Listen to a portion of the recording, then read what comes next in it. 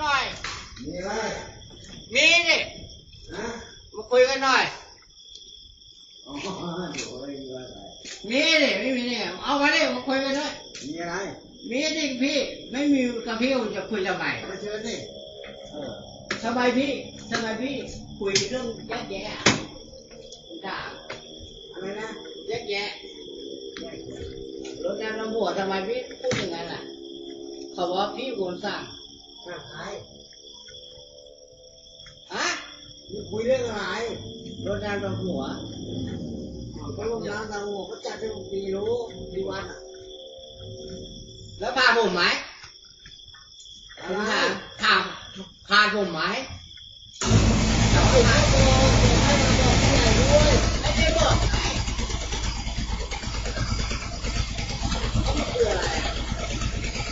ผมถามว่าหมู่บ้านจัดเนี่ยหมู่บ้านจัดก็พูดด้วยเขาจะใช่แกแอร์ก็เข้าไปดูเรื่องเจอแล้วทำไมทำว่าจะแอร์บอสไม่กล่าวว่าแบ่งแยกใช่ไหมแบ่งแยกใช่ไหมลูกอาหัวใจกูคุยอะไรแล้วก็มึงไม่คุยอะไรกูถามมึงจะมาใส่อารมณ์กูเนี่ยไม่ใช่แบ่งแยกทำไมกูอยู่กับบ้านเดียวกันกูทำทุกคนมึงด้วยตรงนี้ไม่ตายครั้งเดียวกูก็ตายครั้งเดียวกูอยู่มานานแล้วด้วยสองคนเนี่ยกูถามว่าทำไมแย กู กแย ไม่ ก หาเรื่องกูคุยแล้ว ทำไมแยกแยกทำไม กูจะแยกอะไรรถน้ำดำหัวก็ลงน้ำดำหัวที่มาใส่แล้ว ก็บอกผู้ใหญ่บ้านจัดอะไรที่เขาจัดแล้วฮะที่บ้านเขาจัดเป็นคนที่เขาแยกจัดที่บ้านแล้วใครวะฮะไอ้สัตว์โง่เลยไอ้สัตว์ฮะเฮ้ยมึงใครวะฮะกูกำลังรับใจด้วยใหญ่ฮะกูถามกูถามไอ้ผู้เนี่ยจ่ายขายปืนอยู่เว้ยจะทำกินอะไรก็ได้ทำเยอะเปล่าไม่ได้ของลุง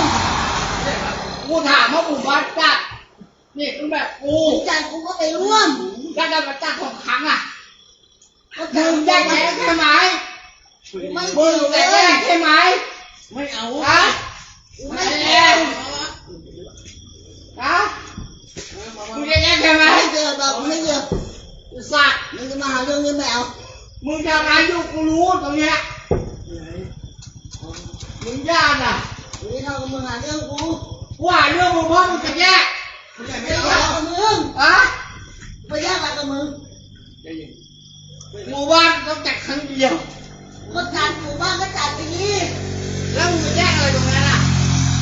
เรื่องไม่เกี่ยวมาอย่าครับกูเลยเว้ยก็มึงนี่เอาเลยไม่เอาพี่ไม่เอายอมกูยอมไม่สาตัดทำร้ายร่างกายนะเว้ยโย่ยอมทำร้ายร่างกายกูนะโย่ทำร้ายร่างกายไม่ได้ปัญหา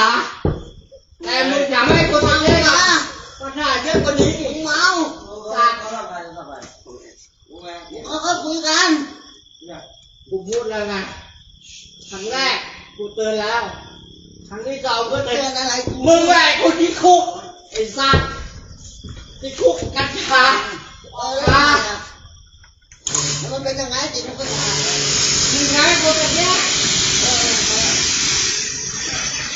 แต่มึงทำกูเลยบอกยังไงก็ได้โธ่ไอ้ผู้หญิงแก